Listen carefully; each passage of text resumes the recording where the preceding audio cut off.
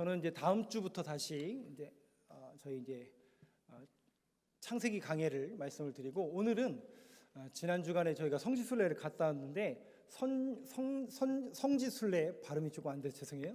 성지순례 보고 겸 사진을 여러분들한테 보여드리면서 저희들이 이번에 걸었던 여정에 대해서 여러분들한테 보고하는 영상 보여드리고 말씀을 가름하려고 합니다.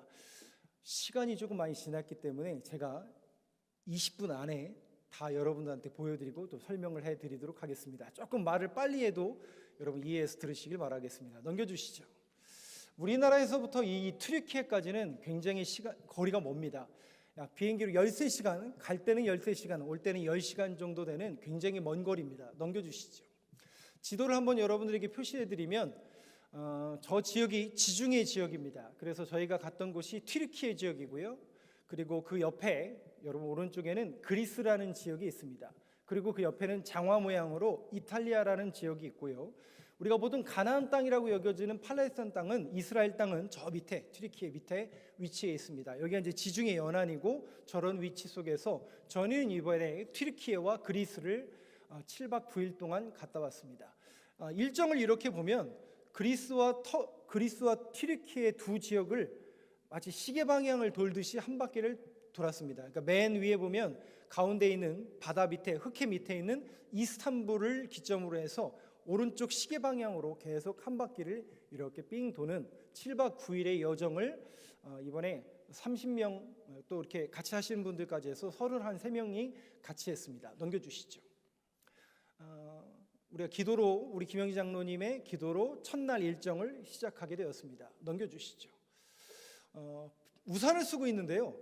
저는 이전에 2번을 갔다 왔기 때문에 두 번 다 여정 속에서 날씨가 굉장히 좋아서 반팔을 준비해 갔거든요. 한 번도 반팔을 못 입었어요.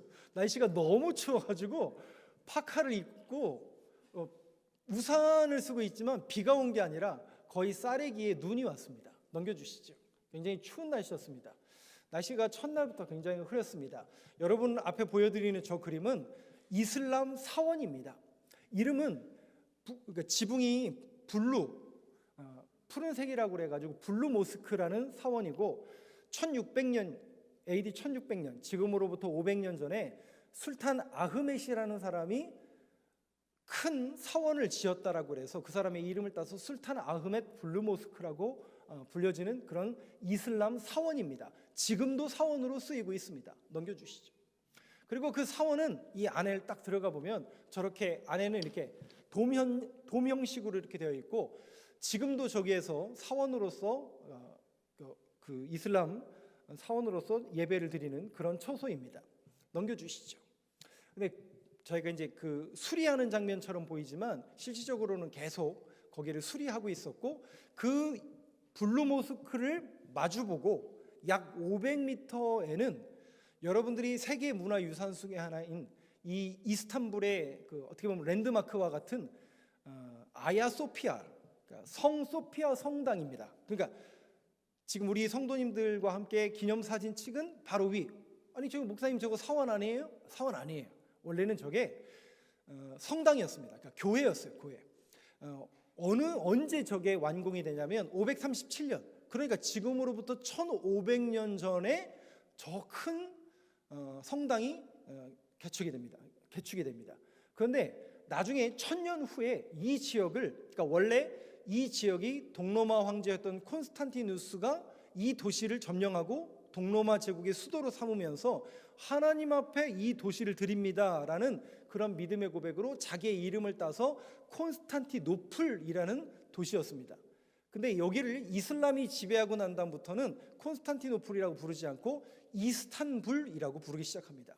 그러면서 이 이스탄불을 점령하면서 이슬람 사람들이 여기를 점령했는데 저 성당이 너무나 화려하고 커서 무너뜨린 게 아니라 야 차라리 여기를 개조하자. 그래서 첨탑을 세우고, 옆에 보면 탑이 이렇게 있잖아요. 저걸 미나렛이라고 하는데 사원을 지키는 수호신과 같은 것들을 미나렛이라고 하고, 저것이 있는 것이 사원입니다. 사원. 그래서 지금은 저기가 교회가 아니라 사원입니다. 근데 저 사원은 지금으로부터 1500년 전에 만들어진 거고, 아까 먼저 보여드린 사원이 있잖아요. 그 사원은 저 성당이 너무 화려하고 큰데 저거보다 조금 더 큰 사원을 만들어야 되겠다라고 해서 1600년경에 블루 모스크를 지은 겁니다. 그래서 저 두 개가 가운데 광장을 중심으로 이스탄불의 어떻게 보면 랜드마크처럼 되어 있습니다. 저희가 저거를 다 관람하게 되었고, 그 성 소피아 성당은 세계 문화유산 중에 하나입니다. 그래서 그 안에를 우리가 관람을 하게 됐는데, 안에 이렇게 들어갑니다. 그 안에 들어가서 우리는 이제 1층이 아니라 2층을 보게 됐는데, 1층은 이슬람 사원으로 쓰고 있고 2층은 박물관으로 씁니다. 그래서 이제 2층에 그 복도에 있는 기둥을 여러분들이 보고 계시고, 저게 1500년 전에 이미 만들어져 있는 그런 기둥을 그대로 보존하고 있는 겁니다. 그러니까 건물이 500년 정도 된 게 아니라 1500년이 지났는데도 지금까지 저렇게 쓰이고 있습니다. 넘겨주시죠. 그리고 그 위에서 밑을 보면 사원으로 지금 이렇게 쓰이고 있기 때문에 사람이 없는 걸 볼 수 있습니다. 그러니까 이슬람 신자들만 거기 밑에 와서 이제 절하고 예배하는 그런 곳이죠. 위는 이제 박물관입니다. 넘겨주시죠. 그리고 이 박물관에는 가장 대표적인 게 뭐냐면, 원래는 성전이었기 때문에 옛날에 성전은 성화를, 그러니까 벽면마다 그림을 그립니다. 왜냐하면 예전에는 성경책이 없었기 때문에 교회를 가게 되면 말씀도 물론 전하지만 말씀을 듣는 것보다 입구부터 모든 천장 벽화에 전부 그림을 그려요. 그러니까 무슨 그림을 그리냐면 성경에 있는 그림을 전부 그립니다. 그러니까 그걸 보고서 성경의 이야기를 유추해내는 거거든요. 여기도 원래는 다 이렇게 성화로 되어 있을 텐데, 여기가 이제 사원으로 바뀌면서 그 그림을 뜯어낼 수가 없으니까 벽에다가 칠을 해버린 거예요.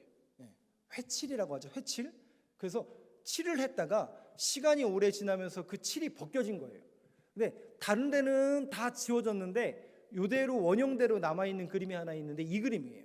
그러니까 무슨 그림이냐면, 잘 보시면 가운데에 성모 마리아가 예수님을 안고 있고, 여러분 보시는 왼쪽에는 이 성전, 그러니까 아야소피아라고 불리는 성전을 지은 유스티아누스 황제가 성전을 예수님께 드리는 장면이고, 왼쪽에 보면, 오른쪽에 보면 이스탄불, 즉 콘스탄티노플이라는 도시를 예수님에게 드리는 콘스탄티누스가 도시를 들고 있는 그런 장면이 지금도 저렇게 그림으로 그려져 있는데, 남아 있는데, 실질적으로 저 앞에 가서 보면 그림이 아니라 모자이크예요. 모자이크가 뭐예요? 조각을 갖다 붙인 거예요. 그래서 그 조각이 지워지지 않는 순금으로 만든, 순금으로 만든, 지금도 남아 있습니다. 그런 그림이 지금도 있습니다. 넘겨주시죠. 그리고 이 이스탄불이라는 도시는 원래 2000년 동안 실크로드 아시죠? 중국부터 이 유럽까지 이어지는 그 비단길 실크로드의 종착지이고, 2000년이 넘는 시간 동안 이 콘스탄티노플과 이스탄불이 큰 시장이 있었다. 그랜드 바자르라고 하는 문이 18개인데요. 그중에 첫 번째 문 1번 게이트 앞에서 사진을 저희들이 이렇게 찍었습니다. 안으로 들어가 보면 이렇게 생겼어요. 보여주세요. 안에 이렇게 전부 돔 형태로 되어 있는데 들어가고 싶지가 않더라고요. 왜냐하면 사람들이 얼마나 담배를 피워대는지 그냥 안에가 그 소위 말하는 우리 아이들 말로 너구리 소굴이 돼버렸어요. 그래서 오래 있지를 못하게 숨을 못 쉬겠더라고요. 숨을. 그래서 마스크 쓰고 조금 돌아다니다가 나올 수밖에 없었는데요. 그런 그랜드 바자르입니다. 넘겨주시죠. 그리고 나서 그렇게 첫 번째 일정을 마치고 우리가 성경에 갈라디아라고 불려지는 갈라디아 지역, 즉 카파도키아 지역으로 저희들이 이동을 했습니다. 아침 일찍 저희들이 비행기를 타고 카파도키아를 가서 투어를 하기 시작했는데요. 넘겨주시죠. 첫 번째 이제 방문했던 곳이 파샤브라는 계곡입니다. 저 모양이 마치 우리 어린 시절에 봤던 스머프 마을하고 똑같습니다. 왜냐하면 일본 작가가 이 동네에 와서 그 스머프 마을에 대한 영감을 얻고 돌아가서 그 스머프를 그렸다라고 그래요. 그런 동네입니다. 그러니까 눈이 굉장히 많이 와 있고요. 넘겨주세요. 근데 이게 여기가 바람에 의해서 저렇게 만들어졌는데 실질적으로 가까이에 보면 굴이 다 파져 있어요. 그리고 사람들이 살았던 흔적이 지금도 발견하고, 지금도 목동들이나 사람들은 비나 눈을 피해서 잠깐 머무는 임시 거처로 쓰이고 있고, 예전에는 사람들이 여기 피신해서, 그러니까 이슬람을 피해서 신앙생활하는 사람들이 여기 와서 살았던 것을 우리가 알 수가 있습니다. 그런 곳에 기념교회와 그런 마을이, 이게 계곡이 이렇게 있는 거고, 저희는 그 앞에서 기념사진을 찍었습니다. 넘겨주시죠. 그리고 나서 이제 이동한 곳이 이것보다 조금 더 큰 곳이 있어요. 괴레메라는 국립공원인데 아예 여기는 산 전체가 교회입니다. 근데 교회가 그 안에 열 몇 개가 있는 게 모여 있는데 이슬람의 공격을 피해서 산 위로 올라간 거니까 절벽이나 저기 산 위로 올라간 거죠. 그래서 구멍 저렇게 보시면 구멍이 사람이 살던 곳이고 사람이 인위적으로 판 거예요. 그리고 그 안에는 교회가 다 만들어져 있습니다. 넘겨주시죠. 전에 가신 분들도 있었고 이번에도 같이 갔었는데 전에 두 번은 날씨가 좋았는데 이번에는 워낙 날씨가 추워가지고 보시는 것처럼 저렇게 눈이 많이 쌓였고 빙판이어서 굉장히 길이 미끄러웠습니다. 저곳은 원래는 암벽으로 되어 있는 것을 사람이 인위적으로 다 판 거예요. 다 판 거예요. 근데 저 안에는 촬영이 금지가 되어서 겉모습만 보여드리겠습니다. 넘겨주시죠. 여기는 이제 관람하려고 들어가는 거예요. 그럼 그 안에는 파서 교회로 쓰이는 건물입니다. 그 안에가 원래 교회예요. 그래서 성화도 그려 있고 그런 것들이 지금도 그려져 있습니다. 아마도 여기는 뱀교회라는 곳 입구였던 것 같아요. 그리고 넘겨주시면 절벽 같은 곳에 계속 이렇게 있습니다. 그래서 계단이 굉장히 미끄러워서 저도 좀 노심초사했던 것을 기억하고 있네요. 예, 굉장히 날씨가 추웠고 여기가 이제 기암괴석으로 되어 있는 그런 곳이기 때문에 위험한 곳이었습니다. 실질적으로 넘겨주시죠. 그리고 나서 이 괴레메에서 약 10분 정도 밑으로 내려가 보면 데린구유라는 곳을 만나게 됩니다. 데린구유는 지하도시예요. 그래서 지하도시의 입구를 지금 들어가고 있는 겁니다. 우리 성도님이 땅굴을 들어가고 있는 거예요. 땅굴을. 그래서 온통 저렇게 땅굴로 되어 있습니다. 그 깊이가 지하 13층 그 이상 아직 계속 발견되고 있고 우리는 3층까지밖에 못 내려갑니다. 실질적으로는. 근데 그 내려가 보면 또 사진을 보여주시죠. 이렇게 안에 넓은 곳이 있고 하나 더 넘겨주시죠. 교회라고 불려지는, 그러니까 모양이 십자가로 공터로 되어 있는 그런 모양이었고 여기가 아마도 교회 처소였던 것을 알 수 있습니다. 그러니까 수천 명, 수백 명이 아니라 수천 명이 사는 공간이고 여기에서 300년이 넘는 사람들이 이제 지상에서 피난 갔다가 거기서도 안 되니까 어떻게 이제 지하로 들어가는 거예요. 지하로. 예, 지상에서는 더 이상 예배를 못 드리게 하니까 지하로 들어간 겁니다. 그래서 이 지하에서 300년이 넘는 시간 동안 신앙을 지키기 위해 했던 사람들이 지하 땅굴을 계속 파면서 이 안에서 신앙생활을 했던 걸 볼 수 있습니다. 그러니까 어떤 이는 태어났는데 지하 땅굴에서 태어났는데 죽을 때까지 한 번도 지상을 못 나가고 땅굴 생활을 했던 그리스도인들도 얼마든지 있고 이 안에 보면 학교, 교회, 공동 묘지, 물도 담는 그런 곳까지 다 있습니다. 넘겨주시죠. 네, 그걸 이제 눈으로 직접 확인하는 거죠. 연못이에요. 연못. 물을 담아놓는 연못이고요. 또 하나 넘겨주시죠. 예. 그렇게 우리는 데린구유까지 보고 그 다음 일정이 터키의 중간 지역을 가게 됩니다. 코냐와 데니즐리라는 지역을 가게 되는데 이 지역이 여러분 사도 바울이 사도행전 13장 14장에 보면 1차 전도 여행을 떠나는데 저기 보시는 저 터키 지역 밑에 보면 구브로 섬을 먼저 가요. 구브로 섬을 가다가 배를 타고 위로 올라옵니다. 위로 올라와서 안탈리아, 지금의 안탈리아, 버가라는 곳에 이르고 카파도키아를 1차 선교 대상 지역으로 삼습니다. 그게 갈라디아서의 근거가 되는 갈라디아 지역이에요. 시기적으로 위치적으로 따지면 비시디아 안디옥, 그다음에 루스드라, 더베, 이고니온 이 지역이 저 가운데 카파도키아 지역에 있는 카파도키아 오른쪽에 코냐와 데니즐리라는 도시에 지금은 그런 도시에 갈라디아 지역이 형성이 됩니다. 그래서 사도 바울이 가장 먼저 이 터키의 비시디아 안디옥이라는 곳에 이르러서 사도행전 13장과 14장에 보면 설교를 하는데 그 내용을 전달했던 첫 번째 도시가 비시디아 안디옥이고 우리는 첫날부터 아침 일찍 일어나서 비시디아 안디옥을 가게 됩니다. 성지순례를 어떤 분들은 뭐 관광 갔다 온 거 아니냐라고 이야기하시는 분들도 있는데요. 저희가 이번에 투어한 일정 속에서 아침에 8시에 기상한 거는 딱 한 번이고요. 전부 새벽 4시, 새벽 5시에 기상입니다. 왜냐하면 한 지역을 보잖아요. 지금 제가 이렇게 사진으로 그냥 이렇게 건너가듯이 보여드리지만 하나를 보고 나면 그 다음 걸 보려면 2시간, 3시간을 버스 타고 이동해야 됩니다. 그리고 또 2시간, 3시간. 원래 3일, 4일 정도 지나면 뭐라고 하는지 아세요? 목사님, 그만 가죠. 그래요. 왜냐하면 하나 보고 2시간 가고 하나 보고 막 이러니까 나중에는 이제 몸이 지치거든요. 근데 다행히 이번에 젊은 우리 학생들은 많이 가서 학생들은요 잘 자더라고요. 그리고 가자 그러면 다 일어나 또 잘 가고 또 와서 차에 앉자마자 또 자고. 근데 이제 어르신들은 조금 연세가 있는 분들은 이게 조금 어렵습니다. 비시디아 안디옥도 아침 일찍 저희들이 방문해서 날씨가 굉장히 추웠습니다. 눈이 이렇게 많이 왔어요. 그리고 넘겨주시죠. 이 사도 바울이 가장 먼저 갈라디아에서 복음을 전했다고 하는 비시디아 안디옥 유적지를 올라가는 장면입니다. 넘겨주시죠. 큰 대로예요. 이 도로는 전부 로마를 향하고 있겠죠. 사도 바울이 이 지역을 정확하게 걸었을 겁니다. 왜냐하면 2000년 전 그 모습 그대로 있기 때문에 사도 바울도 2000년 전에 비시디아 안디옥을 방문했을 것이고 또 이 길을 걸었겠죠. 넘겨주시죠. 그리고 사도 바울이 비시디아 안디옥에서 말씀을 전했을 것으로 추정되는 유대인 회당입니다. 그 회당이 지금 발굴되어서 그런 위치에 저렇게 기념 의자를 갖다 놓았습니다. 넘겨주시죠. 그리고 날씨가 춥지만 그 앞에서 저희들이 기념사진을 이렇게 찍었습니다. 사도 바울도 분명히 저 정문이거든요. 비시디아 안디옥 정문 앞에서 찍었는데 저 정문 앞에서 비시디아 안디옥을 바라보면서 걸었겠죠. 2000년 후에 믿음의 후손들이 저렇게 앞에서 기념사진을 찍었습니다. 넘겨주시죠. 날씨가 바뀌었죠. 날씨가 하늘이 바뀌었죠. 앞에 거 한번 보여주세요. 앞에 거.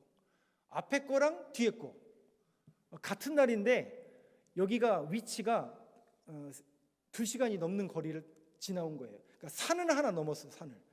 코냐라는 산을 넘었는데 깜짝 놀랐잖아요. 제가 이 산을 넘는데 3시간 내내 빙판이에요. 눈 계속 와요. 제가 지금까지요 살아오면서 이때만큼 열심히 기도해 본 적이 없어요. 제가 맨 앞에 앉은 게 아니라 중간쯤 앉았는데 뒤에 앉은 애들은요 아무 생각 없이 다 자는데 목사잖아요. 또 인솔자잖아요. 다행히 이른 아침 이동하니까 차가 별로 없는 거예요. 오가는 차는 거의 없어요. 근데 이거 산을 그 큰 버스가 그 산을 오르는 거 빙판길을 오르는 거예요. 근데 여러분 빙판길 운전해 보셔서 아시는데 올라가는 건 그나마 나아요. 아시죠? 근데 문제가 뭐예요? 왜냐하면 브레이크를 밟는 순간 차가 그대로 미끄러지잖아요. 낭떠러지. 그러니 제가 마음이 어땠을까요? 이거 하차해서 그만 이 여정을 포기해야 되나 할 정도로 정말 마음을 졸이면서 기도하는 마음으로 넘었습니다. 근데 또 넘고 보니까 생각이 들더라고요. 여러분 사도 바울도 2000년 전에 우리는 버스 타고 넘었지만 사도 바울은요 그 2000m, 3000m 되는 그 산맥을 걸어서 넘었을 거 아니에요. 그럼 사도 바울은 무슨 마음으로 넘었을까요? 기도하는 마음으로 넘었겠죠. 그래서 그런 마음으로 함께 여정을 했는데 넘고 나니까 날씨가 이렇게 바뀌어버렸어요. 눈도 없고 날씨가 화창합니다. 여기는 라오디게아 교회가 있었을 것으로 추정되는 유적지입니다. 요한계시록에 보면 7교회의 수신교회가 있죠. 그 중에 하나 라오디게아 교회. 근데 라오디게아 교회는 책망을 받았던 교회죠. 무슨 책망을 받죠? 무슨 책망 받아요? 그거. 왜냐하면 이 지역이 파무칼레에서 오는 따뜻한 물과 저 골로새서의 그 골로새라는 지역에서 오는 찬물이 만나는 거예요. 그러니까 따뜻한 물과 찬물이 만나면 미지근한 물이 되잖아요. 그래서 라오디게아 교회의 영적인 상태를 뭐라고 표현해요? 차지도 덥지도 않다. 그게 라오디게아 교회의 영적인 상태였고 그 책망을 받는데 그 유적지를 저희들이 방문을 했습니다. 넘겨주시죠. 저게 화장실이 아니라 세례터예요. 세례터. 그러면 여러분 생각해 보세요. 세례터가 딱 발견이 됐어요. 그럼 거기가 뭐라는 얘기예요? 그렇죠. 교회예요. 거기가. 네. 세례터가 딱 발견되면 거긴 빼도 박도 못하는 그냥 교회인 거예요. 교회. 그래서 여기에 라오디게 교회가 있었을 것이라고 추정하고 있는 그 세례터를. 그러니까 저 세례터가 뭐냐면 화장실이 아니라 이쪽에서 들어가는 거예요. 밑으로 내려가는 계단이 있는 거예요. 밑으로 내려가면 물이 이렇게 잠겨져 있고 옛날에는 우리식으로 물로 안수하는 게 아니라 침례를 했잖아요. 그래서 그 안으로 들어가서 세례를 받고 나오는 그런 것이 세례터입니다. 라오디게 교회 세례터이고요. 넘겨주세요. 날씨가 굉장히 화창해서 이방 신전 앞에서 사진 한 장 같이 이렇게 찍었습니다. 넘겨주시죠. 그리고 항상 모름지기 목사를 잘 만나야 되는 게 제가 산으로 데리고 갔습니다. 산으로. 우리 학생들하고 성도님들은 잘 따라오시더라고요. 근데 가이드가 못 쫓아오더라고요. 가이드가 여자분이었는데 헥헥거리더라고요. 근데 저는 여기를 이전에도 2번 정도 방문을 한 적이 있었는데 안 가는 거예요. 왜냐면 가이드도 힘들고 그냥 저기가 원형극장이 있고 저 위에 보면 사도 빌립 순교 기념교회가 있대요. 말만 하고 그냥 넘어가는 거예요. 근데 이번에 제가 가이드한테 부탁했죠. 조금 힘들더라도 걸어갑시다. 그래서 목사 잘 만나야 된다니까 등반을 시켰어요. 예, 등반을 시켰어요. 이날 제가 걸음수를 보니까 18,900보를 걸었더라고요. 제가. 그래서 우리 학생들을 다 끌고 산을 올라간 거예요. 그러니까 중간 턱에 올라가면 넘겨주시죠. 이런 원형극장이 그대로 남아져 있고 여기는 이제 히에라볼리라는 유적지입니다. 산 중턱에 저런 유적지가 있고요. 넘겨주세요. 거기에서 조금 더 올라가면 산 꼭대기 언덕 위에 세인트 필립 텀, 그러니까 사도 빌립 순교 묘지와 기념교회가 있습니다. 사도 빌립이 여기에서 이 히에라볼리에서 하나님의 말씀을 전하다가 십자가에 거꾸로 사도 베드로처럼 거꾸로 매달려서 순교했던 그 유적지가 남아 있어요. 거기에 무덤이 있고 그 유적지를 지금 보러 올라가는 겁니다. 계산이 계속 가파르진 않았는데 계속 올라가서 거기까지 올라가게 되었습니다. 거기에서 공동 묘지, 그러니까 사도 빌립의 묘지와 순교 기념교회를 저희들이 보게 되었습니다. 넘겨주시죠. 기념교회 앞에서 저희들이 사진을 이렇게 찍었습니다. 굉장히 나중에 영상으로도 하나 보여드릴 텐데요. 위에서 보면 팔각형 모양의 굉장히 큰 사도 빌립 기념교회입니다. 넘겨주시죠. 그리고 나서 여기는 이걸 보러 가는 사람들이 더 많아요. 시장 바로 밑에 보면 그 히에라볼리 유적지가 하드리아누스의 별장이 있을 정도로 로마 황제의 별장이 있을 정도로 이 지역이 약간 150m 정도 된 높이 위에서 물이 밑으로 흐르는 거예요. 근데 물이 어떤 물이 나오냐면 뜨거운 물이 나오는 거예요. 뜨거운 물이 수백 년, 수천 년 동안 위에서 내리다 보니까 그게 석회가 쌓여서 그 지역이 하얀색이 돼버린 거예요. 목화의 성이라고 불리는 파묵갈레라는 지역입니다. 넘겨주시죠. 그래서 위에 물이 이렇게 흐르고 지금도 따뜻한 물이 흘러서 족욕하고 있는 그런 장면이고요. 우리 애들을 다 끌고 가가지고 물이 굉장히 차가웠어요. 그 밑에 내려가면 좀 차갑거든요. 옛날에 우리 권사님 장로님들하고는 날씨가 따뜻할 때 갔으니까 여기를 갔는데 아무도 안 들어가는 거예요. 너무 차가워서. 근데 우리 애들하고 여기까지 왔는데 우리가 멈출 수는 없지 않냐고 해서 우리 학생들만 데리고 가가지고 표정은 전부 찡그리고 있습니다. 잘 보면 굉장히 추운 날씨에 앞에서 우리 학생들하고 기념사진을 찍었습니다. 넘겨주시죠. 그렇게 파묵갈레 일정을 마치고 그 다음날 일정은 에베소를 중점적으로 보게 됩니다. 저희들이 새벽에 계속 이동을 하는데요. 넘겨주세요.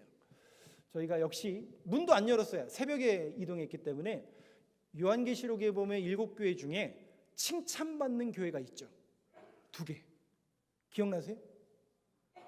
하나는 서머나, 그리고 하나가 빌라델피아 교회예요.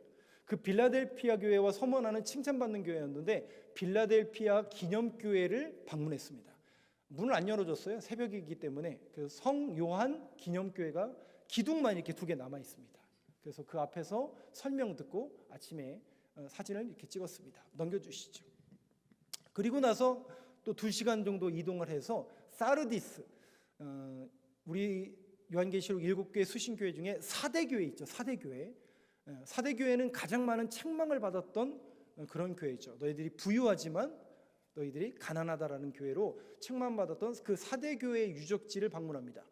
저게 기둥인데 사람이 저 정도인데 기둥이 저 정도라는 건 엄청나게 큰 신전이 있었을 것으로 추정되고 키벨라라는 신전이 있었고 그 신전 옆에 그러니까 사대교회로 추정되는 기념교회가 있습니다. 그래서 그 기념교회 안에서 우리가 예배를 드리고 사진을 또 찍었습니다. 하나 더 넘겨주시죠. 그러니까 밖에서 보면 이런 모습으로 그러니까 신전 바로 옆에 기념교회, 4대 기념교회가 있었던 것으로 추정된 곳에 사진을 찍었습니다. 여기서 한 3시간 정도 또 이동을 하면 에베소 유적지가 나옵니다.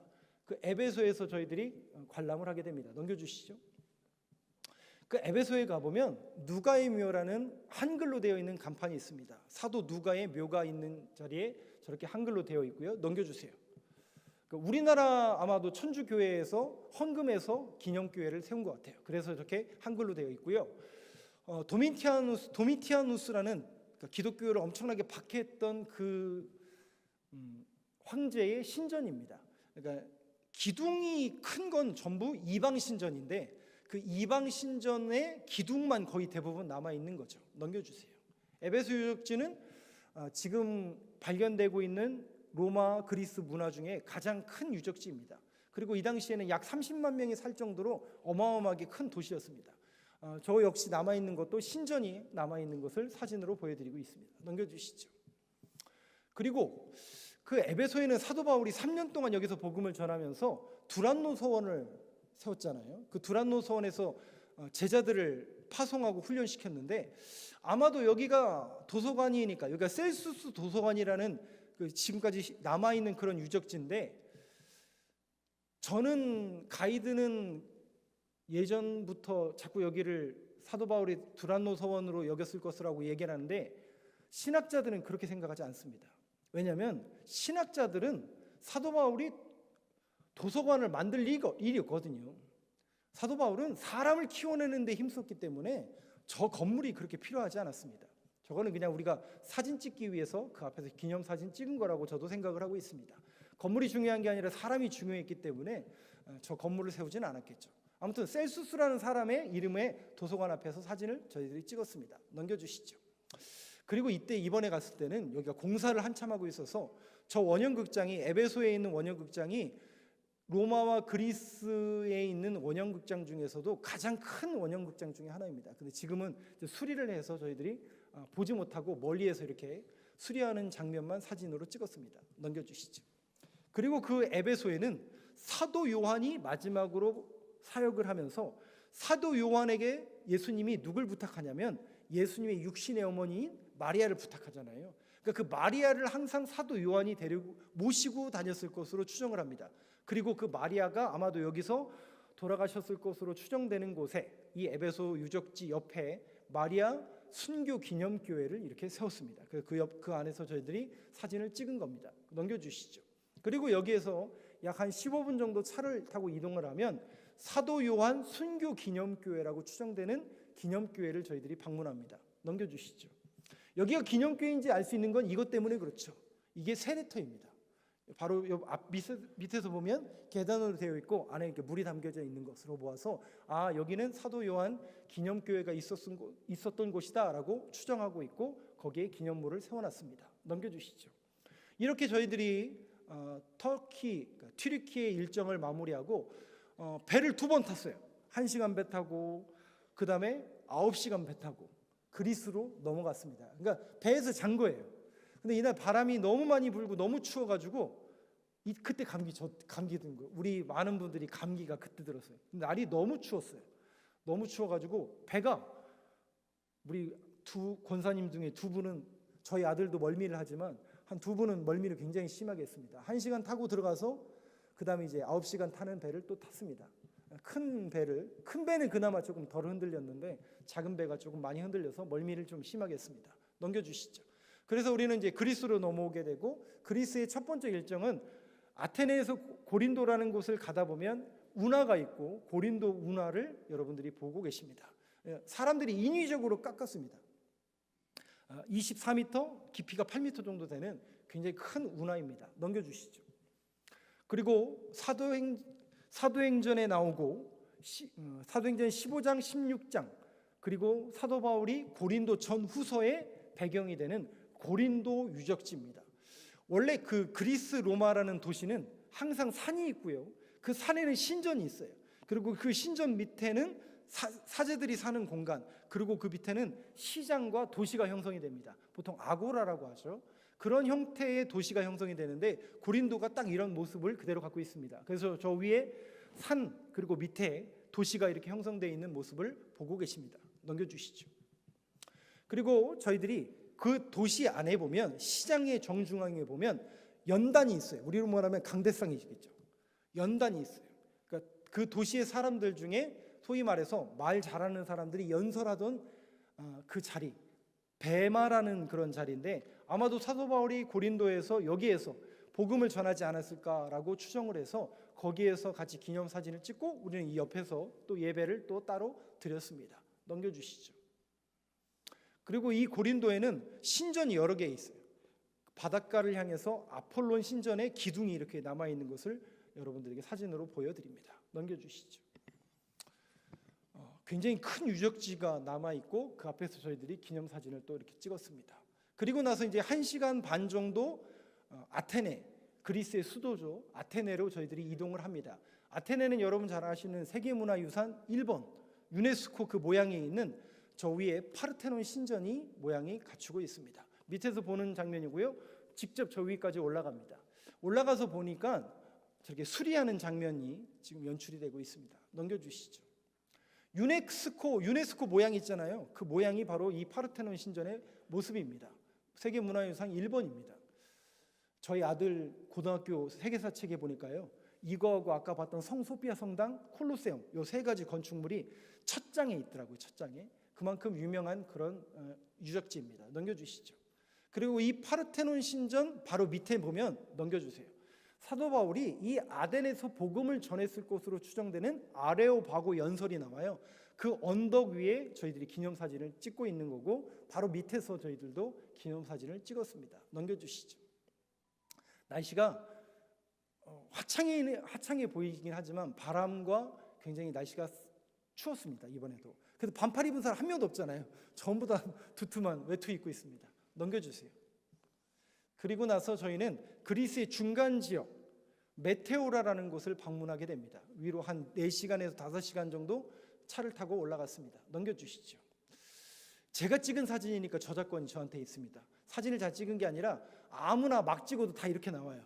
여기가 뭐 하는 곳이냐면 돌 기둥이 이렇게 있는 곳이에요. 그리고 그 돌 기둥마다 교회를 세웠어요. 수도원이. 그리고 지금도 수도원 역할을 해요.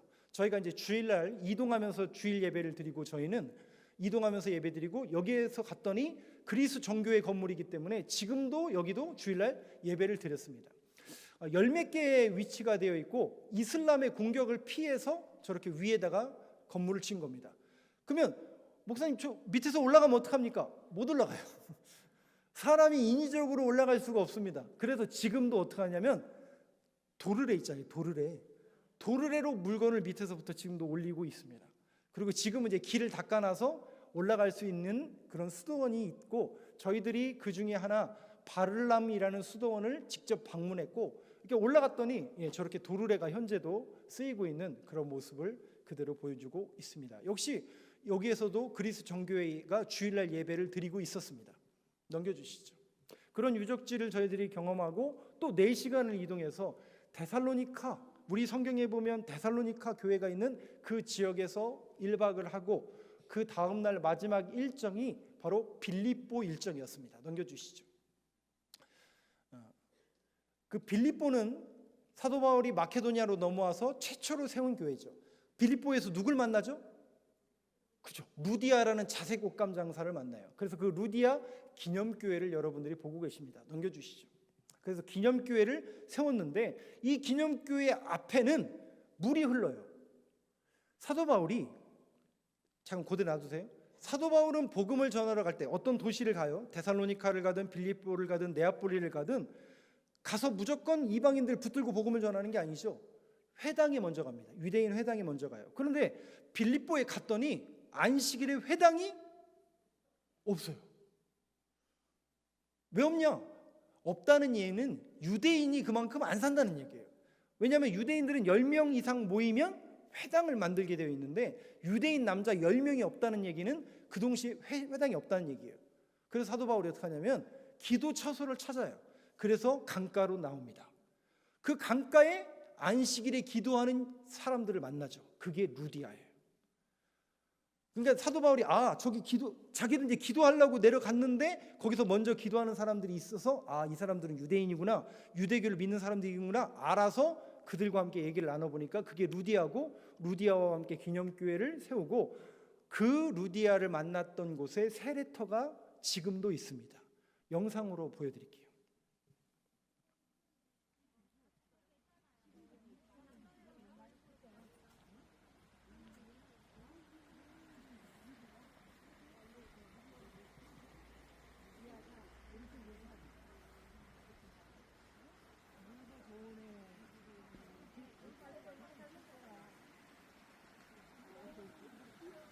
물이 많이 흐르네.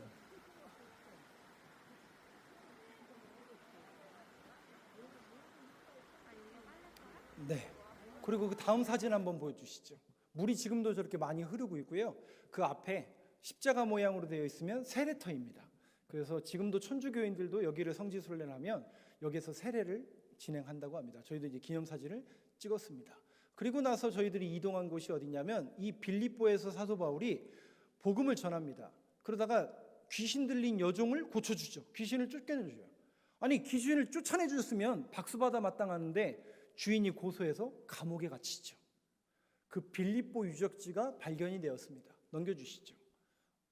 여기는 이제 신전터라는 그 기둥이 서져 있고요. 넘겨주세요. 여기입니다. 사도 바울이 아마도 바울과 실라가 감옥에 갇혔을 것으로 추정하고, 감옥에 갇혀서 뭐 했어요? 찬송하더라. 예, 그곳을 영상으로 보여드리겠습니다.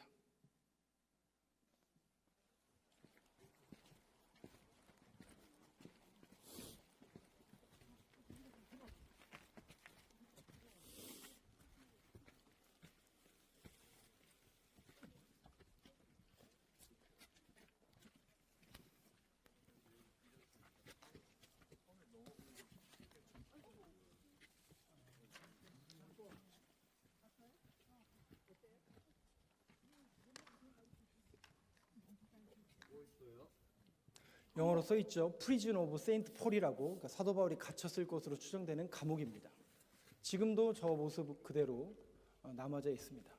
저것이 원래는 땅에 묻혀 있었던 거기 때문에 만약에 저게 안 묻혀 있고 그대로 있었으면 지금 막 저기다가 교회 세우고 막 난리도 아니었을 거예요. 그런데 이제 묻혀 있던 게 발견이 됐기 때문에 2000년 전의 모습 그대로 보고 계신 겁니다. 아니 목사님, 저게 중턱 아닙니까?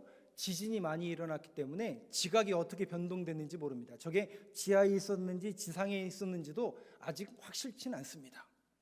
그런 실제적인 빌립보 교회, 사도 바울이 갇혔을 것으로 추정되는 그런 빌립보 교회까지 마지막으로 여러분들에게 보여드렸습니다. 제가 잠깐 마지막으로 메시지를 전한다면, 이번에 저희들이 걸었던 여정은 사도 바울이 걸었던 여정입니다. 그 사도 바울이 걸었던 그런 여정 속에서 혹 어떤 분들은 그런 얘기를 하더라고요. 저기 돌밖에 안 남아있고 기념교회도 별로 없는 곳에 뭘 볼 게 있느냐? 아닙니다. 여러분 생각해 보세요. 사도 바울이 남긴 문화유산이 뭘까요? 사도 바울은 건물을 짓지 않았습니다. 사도 바울은요, 땅을 남기거나 교회 건물을 남기지 않았습니다. 그럼 사도 바울이 남긴 게 뭐죠? 사도 바울은 뭘 남겼나요, 우리에게? 사람을 남겼어요. 사도 바울은요, 사람을 키워내고요, 예수님의 제자 삼아서 그 사람들에게 복음을 맡깁니다. 자기 혼자 복음 전하러 다니는 게 아니라 사람을 계속 키워내요. 사람에게 복음을 전달하고 그 사람을 통해서 또 복음을 전달시킵니다. 여러분, 기독교의 역사는 건물과 건물이 이어주는 역사가 절대로 아니에요. 사람과 사람의 역사입니다. 터키 땅에 이미 90%는 이슬람 사람들이에요. 그럼 사도 바울의 선교는 틀렸나요? 실패했나요? 천만에요.